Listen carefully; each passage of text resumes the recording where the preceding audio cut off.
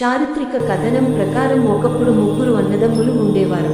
వారిలో ఒకరు గుడ్డి, ఇంకొకరు మూగ, మరొకరికి చెవుడు అనే అంగవైకల్యాలు కలిగి ఉండేవారు.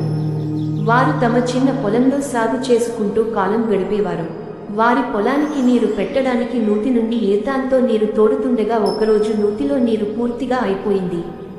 దానితో ముగ్గురిలో ఒకరు నూతిలో దిగి లోతుగా త్రవ్వటం మొదలు పెట్టాడు. కాసేపటి తరువాత గడ్డపారకు రాయిలాంటి పదార్థం తగలటంతో ఆపి క్రింద జాగ్రత్తగా చూశాడు. గడ్డపార ఒక నల్లని రాతికి తగిలి ఆ రాతి నుంచి రక్తం కారడం చూచాడు.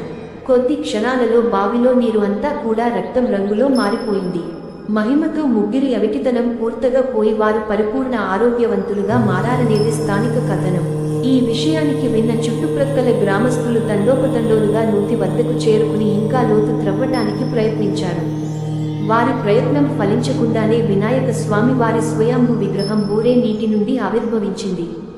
ఈ మహిమ చూసిన ప్రజలు ఆయన స్వయంభువుడు అని గ్రహించి చాలా కొబ్బరికాయల నీటితో అభిషేకం చేశారు. ఈ కొబ్బరి నీరు 1 ఎకరం పావు దూరం చిన్న కాలువలా ప్రవహించింది. దీన్ని కాణిపరకం అనే తమిళ పదంతో పిలిచేవారు. రాను రాను కాణిపాకంగా పిలవసాగారు. ఈ రోజుకి ఇక్కడ స్వామివారి విగ్రహం నూతిలోనే ఉంటుంది. అక్కడ ప్రాంగణములోనే ఒక్క బావి కూడా ఉన్నది. దానిలో స్వామివారి వాహనము ఎలుక ఉంది.